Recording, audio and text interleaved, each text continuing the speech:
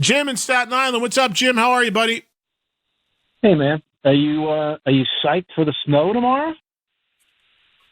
I am so not psyched for the weather in the next week. It's not even funny. If I didn't have things to do, I'd be trying to turn around and get right back to Vegas tonight.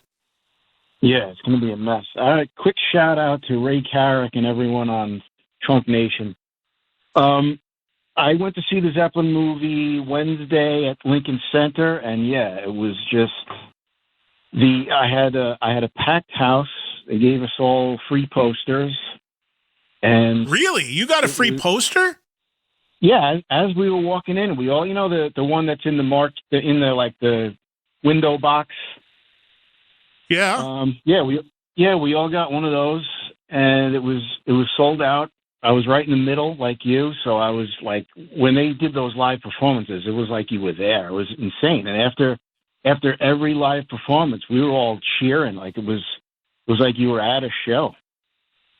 I thought it was extremely well done, and I thought that John Paul Jones was much more animated than usual, and Plant even was much more complimentary. Usually he kind of is like, you get him in the right mood.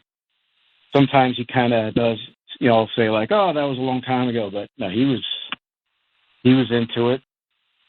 Well, that's a good point, Jim. Let me jump in there. That's a good point as well, because you're 100% right. I mean, over the decades, Robert Plant has been the one guy that seemingly almost wants to distance himself from Zeppelin.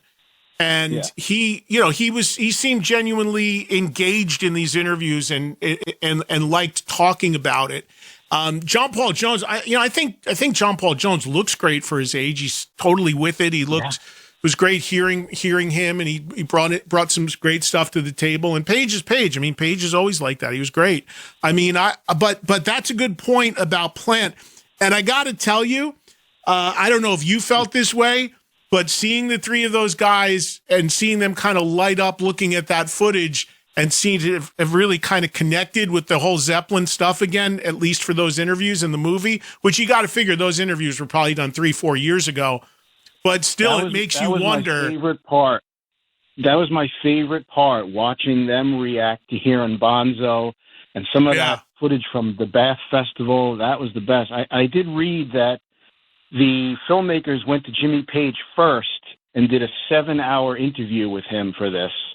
And at the end of the interview, Page said, by the way, it's all on you guys to get the other two involved. So they had You didn't read anywhere. You didn't read anywhere if anybody revealed, though, if they talked to them about stuff beyond the first two records. Did you?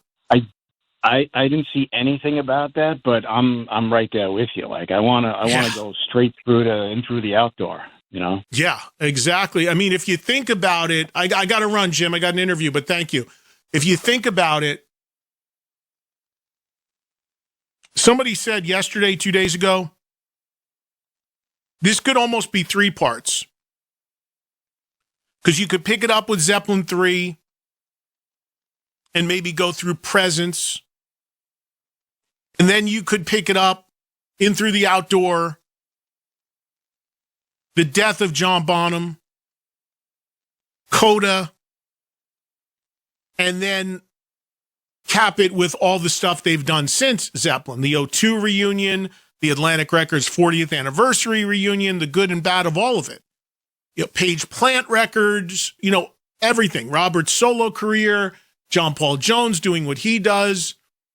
So to me, that would be the way to do it if you did 3 parts, which again, the more the better. But I would pick it up, go 3 through Presence, and then part 3 would be final album, the Coda collection, John Bonham's death, everything they've done since. The other part that I was going to say to Jim, when you see them kind of really engaged in this, is it just makes you wonder, like you can't help but to go there while you're watching it. It's like, man, guys, is there any chance you could fire it up one more time? Like, does this film inspire them to possibly want to do it one last time? Look, I mean, they are not much older than Sabbath. And again, we're not going to get a full Sabbath show, and we don't know what we're going to get from Ozzy or Bill Ward.